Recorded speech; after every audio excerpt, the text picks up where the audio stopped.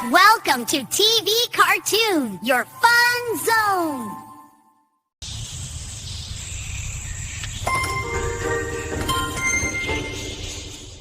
ये कहानी है रत्नमपुर गांव की, जिस गांव की हर लोग थे किसान। इन लोगों में से रवि नाम का एक किसान भी थे, जिसके पत्नी के अलावा इस दुनिया में और कोई भी नहीं थे। जहां गांव की हर लोग अपने अपने बीवी बच्चे को लेकर खुश थे, उन्हीं लोगों के बीच में से रवि एक ऐसा आदमी थे जिसका कोई भी बच्चा ना होने के वजह से खामोश था। एक दिन रवि की पत्नी रेखा रवि को कहता है कि देखो, ऐसे करके और कितने साल मन को दुखी करके रखोगी। जब भगवान ने ही हमारी किस्मत में ऐसा लिखी है तब तो होना ही है। लेकिन रेखा फिर भी मन नहीं मानते हैं। जब गांव के लोगों को देखता हूं कि अपने बच्चे को लेकर बाजार जा रहे हैं, अपने बच्चे के साथ खेल रहे हैं, तब लगता है कि ऐसा जिंदगी जीना ही बकवास है। जिसके जिंदगी में खुशी नाम का कोई चीज ही नहीं है, वैसा जिंदगी रखकर ही क्या करेंगे। अरे, ये सब तुम किस तरह की बातें बोल रही हो? इसमें हमारी क्या गलती है? भगवान ने किस्मत में जैसा लिखा है वैसा ही हो रहा है। लेकिन सिर्फ हमारा किस्मत में ही क्यों ऐसा लिखा है? किसी और का भी तो हो सकता था। ये तुम क्या बोल रही हो? किसी और के लिए ऐसे नहीं बोलना चाहिए। तुम जैसे तड़प रहे हो वो भी तो ऐसे ही तड़पेगा।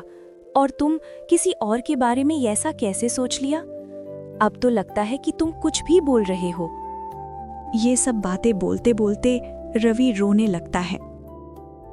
कुछ दिन बाद रवि घर से निकलकर बाजार की तरह जा रहा था। तभी उसने देखा कि गांव की एक घर के सामने से एक बच्चे रोते रोते आ रहा है। तभी रवि बच्चे को पास आने तक इंतजार करने लगता है। जब बच्चा रवि के पास आते हैं तब रवि बोलते हैं कि बच्चे, तुम वहाँ से रोते रोते क्यों आ रहे हो? मैं उस चाचा के घर गई थी कुछ खाने के लिए, लेकिन उस चाचा ने मुझे गाली देकर वहाँ से भगा दिया।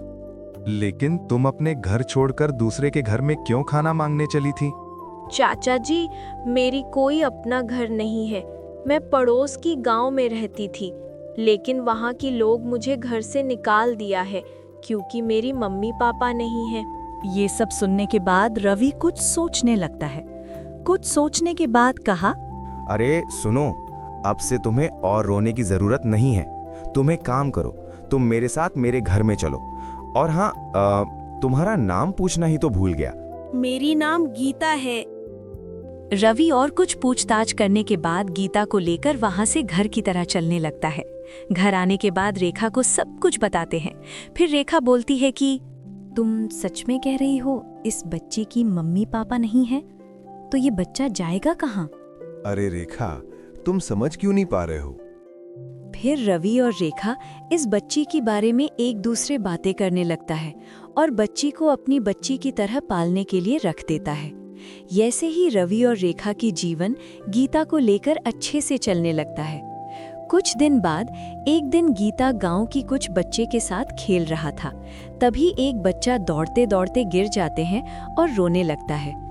वो बच्चा रोते रोते घर चले जाते हैं और कुछ समय बाद अपने मम्मी को लेकर रवि की घर की तरह आते हैं और रेखा को बुलाने लगते हैं। रेखा, ओ रेखा, घर पे हो या नहीं? जल्दी से बाहर आओ तो।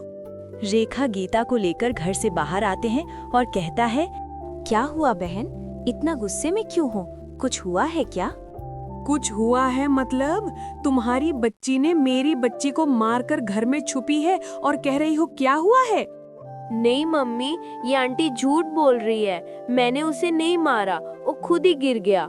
देख बच्ची, अब झूठ बोलने की जरूरत नहीं है। और ये जो मम्मी मम्मी बोल रही है ना, ये तेरी मम्मी नहीं है। तू तो एक अनाथ बच्ची है। पता नहीं ये लोग कहाँ से तुझे पकड़ कर ले आया है, और जब से ले आया है तब से ही हम लोगों को तकलीफ कर रही है। उस औरत और बहुत कुछ बोलने के बाद वहां से चला जाते हैं। दूसरी तरह रेखा और गीता घर जाने के बाद रवि के आने का इंतजार करने लगता है। कुछ समय बाद जब रवि घर पहुंचते हैं तब रेखा सब कुछ बताते हैं। फिर रवि बोलते हैं कि ये सब तुम क्या बोल रही हो? इसका मतलब गांव की सब लोग हम लोगों से नाराज हैं? कोई बात नहीं, गांव की लोग चाहे कुछ भी बोले, इससे हमें कोई फर्क नहीं पड़ेगा। अब ये सब छोड़ो, जाओ कुछ खाने के लिए दो। ऐसे ही उन लोगों का जीवन चलने लगता है। कुछ दिन बाद गीता को बहुत ज्यादा बीमार हो जाता है और रवि और रेखा पैसा की वजह से डॉक्टर के पास भी नहीं ले जा पाता है। ऐसे ही चलते चलते अचानक एक दिन गीता की मौत हो जाती है और फिर से रवि और रेखा की जीवन पहले जैसा चलने लगता है।